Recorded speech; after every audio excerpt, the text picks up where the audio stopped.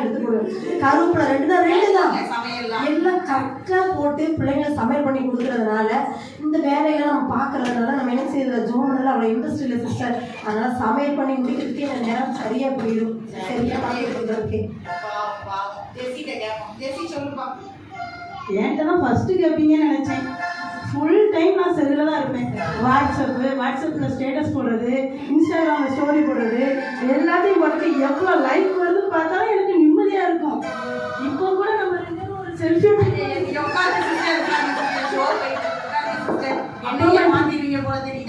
அப்புறமா எடுத்துக்கலாம் சிஸ்டர். அப்புறமா எடுத்துக்கலாம். நேசமணி சொல்லுங்க, நீங்க செல்போனை எப்படிலாம் பயன்படுத்துறீங்க? அலாரம் அடிச்சாதான் எந்திரிக்கவே செய்வேன். அது எதுல செல்போன்ல வேற போகும். அந்த காலம் போச்சு. அலாரம் அடிச்சோடனே செல்போனை திறந்து வாட்ஸ்அப்ல யார் மெசேஜ் பண்ணியிருக்கா, இன்னும் ரீப்ளே பண்ணணும், எல்லாம் குட் மார்னிங் அவ்வளோ வரைக்கும் போட்டுட்டு நைட்டு குட் நைட் போடுற வரைக்கும் செல்போன் தான், வேற எதுவுமே கிடையாது. சுமதி சொல்லுங்க. நானா சிஸ்டர், எனக்கு செல்லே பிடிக்காது. நான் வந்து செல்லை அப்பப்போ தேவைக்கு யாரும் ஃபோன் பண்ணா முக்கியமான மெசேஜ் மட்டும் பார்த்துருவேன். அப்புறம் அதை ரொம்ப யூஸ் பண்ண மாட்டேன் சிஸ்டர். ரொம்ப சந்தோஷம். இந்த ரவுண்ட்ல ஜெயிச்சது யாருன்னா சொல்லுங்க மறந்துட்டேங்க சிஸ்டர். எனக்கு ரொம்ப மொபைல் யூஸ் ஆகும் சிஸ்டர். ஏன்னா நான் 4 வேளை ஜெபம் பண்ணி வேலை வாங்கிப்பேன். அதுலயே நேரம் போய் சிஸ்டர், சமைக்கவே நேரம் இருக்காது. அதனால இந்த போன்ல சொமேட்டோ ஸ்விக்கி ஆப்லாம் டவுன்லோட் பண்ணி வச்சிருக்கேன். அதுல வச்சு 3 நேரமும் ஆர்டர் பண்ணி சாப்பிட்டுருவோம் சிஸ்டர். ஆனா உங்களை பார்த்தா அப்படி தெரியல சிஸ்டர், ஆர்டர் பண்ணி சாப்பிடுற மாதிரியே தெரியல. அதனால சிஸ்டர் மொபைல் எனக்கு அவ்வளோ யூஸா இருக்கு. பாத்துக்கோங்க. வேதம் என்ன சொல்லுதுன்னா, உலக சிநேகம் தேவனுக்கு விரோதமான பகை, உலகத்தில் உள்ளவைகளில் அன்பு கூறாதிருங்கன்னு சொல்லுது. அதிகாலையில் என்னை தேடுகிறவன் என்னை கண்டடைவான். முதலாவது தேவனுடைய ராஜ்யத்தையும் அவருடைய நீதியையும் தேடுங்கள் என்று வேதம் கற்றுக் கொடுக்கிறது. அதனால இந்த 2வது சுற்றுல வெற்றி பெற்றது யாரு? நம்ம சுமதியக்கா. எல்லாரும் கரங்களை கட்டுவோமா? 3வது கேள்விக்கு போவோம். 3வது கேள்வி என்னன்னா, பணம் ரொம்ப முக்கியம். பணம் வேண்டாம்னு சொல்றவங்க சொல்லுங்க, அடையில சொல்லுங்க பாப்போம். ஆமா, பணம் ரொம்ப முக்கியம். நம்ம சொல்லுவோம்ல, என் கையில மட்டும் இவ்வளவு பணம் இருந்தா என்ன பண்ணுவேன் தெரியுமா அப்படின்னு சொல்லுவோம். அப்படிதானே? இந்த பணத்தை நம்ம புத்தியுள்ள ஸ்திரீகள் எப்படி பயன்படுத்துறாங்க அப்படின்னு சொல்லி அவங்ககிட்ட கேட்டுருவோமா? பால்தாய் சொல்லுங்க, நீங்க உங்க பணத்தை எப்படி செலவு பண்ணுவீங்க? அக்கா 31ஆம் தேதி கரெக்டாக சம்பளம் மணி அடித்த மாதிரி விழுந்துடும். நான் கண்டு உடனே அதை என்ன செய்வேன், அப்பா பைசா எடுத்தாங்கன்னா அவங்க எடுத்து கூட தந்துடுவாங்க. முத வேலையா ஆலயத்துக்கு தசம பாகம் எடுத்து வைக்கிறது வேலை. அப்புறம் 2வது வந்து திக்கற்ற பிள்ளைகளுக்கும் விதவைகளுக்கும் என்ன செய்வேன், என்னால் இயன்ற காணிக்கைகளை என்ன செய்வேன், உதவி செய்வேன். அப்புறம் நான் ரோட்டோரில் போகும்போது பசியால் அப்படியே திக்கற்ற பிள்ளைங்க இருப்பாங்களோ அவங்களுக்கு என்னால் எண்ணம் செய்வேன். இதெல்லாம் கொடுத்து போக கொஞ்சம் முறை ஏறமுறை இருக்கிறத வச்சுக்கிட்டு என் குடும்ப வாழ்க்கைக்கு என்னென்ன தேவையோ கடன் வாங்காமல் அந்த மாதம் ஃபுல்லாக ஓரளவு ஒப்பைக்கிறேன் சிஸ்டர். இதுதான் என்னோட லைஃபு. அழகா சொன்னாங்க. என்ன சொன்னாங்க? அந்த மாதம் முழுவதும் கடன் வாங்காம செலவு பண்ணுவேன்.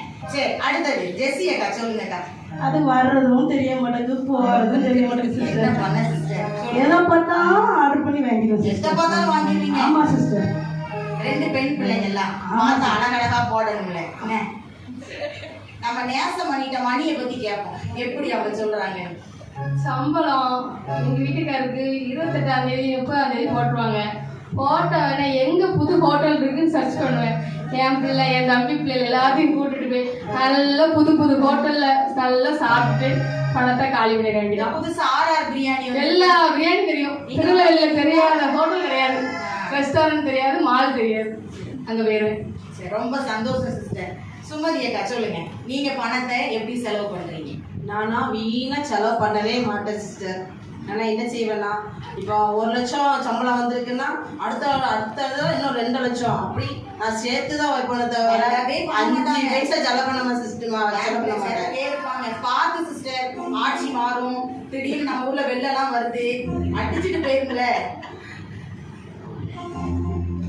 சரி, அவங்க என்ன செய்வாங்க, பணத்தை யாருக்கும் கொடுக்க மாட்டாங்க, அவங்க அக்கௌண்ட்ல என்ன செய்வாங்க, சேர்த்துட்டே இருப்பாங்க. அந்த 3வது சுற்றுல நம்ம ஜெயிச்சது யாரு? பார்த்தாயக்கா எல்லாரும் கைக்கு தட்டுவோமா?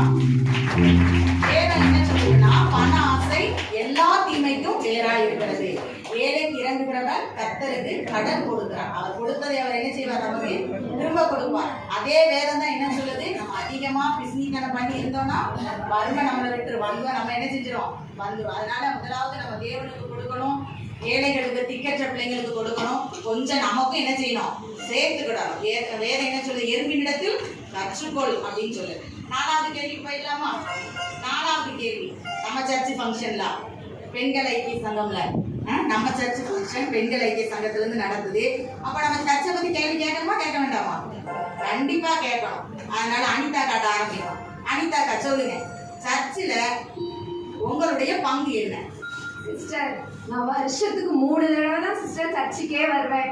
கிறிஸ்மஸ், உங்களை பார்த்து ரொம்ப நியூ இயர்க்கு, ஈஸ்டருக்கு 3 தடவை தான் சிஸ்டர் வருவேன். ஏன் கேளுங்க சிஸ்டர். ஏன் சொல்லுங்க. அந்த அப்ப கிறிஸ்மஸ், நியூ இயர், ஈஸ்டருக்கு தானே சர்வீஸ் எல்லாம் முடிஞ்சு சாப்பாடு போடுவாங்க சிஸ்டர். ஆமா சிஸ்டர், சூப்பரா இருக்கும். அதனால அந்த சாப்பாட்டுக்காகவே வந்துடுவேன் சிஸ்டர். இப்படிதான் சிஸ்டர் என்னோட ஆலயத்துல பங்கு இருக்கு. பொன்செல்வியக்கா சொல்லுங்க, ஆலயத்துல கிறிஸ்து ஆலயம் கொக்கரகுளத்துல உங்களுடைய பங்கு என்ன? அந்த பெஞ்சு கிட்டதான் இடம். அந்த அண்ணன் டீச்சர் உட்காந்துருக்காங்க இல்லையா? ஆமா, அதுக்கு முன்னாடி இல்லைன்னா அவங்களுக்கு பின்னாடி.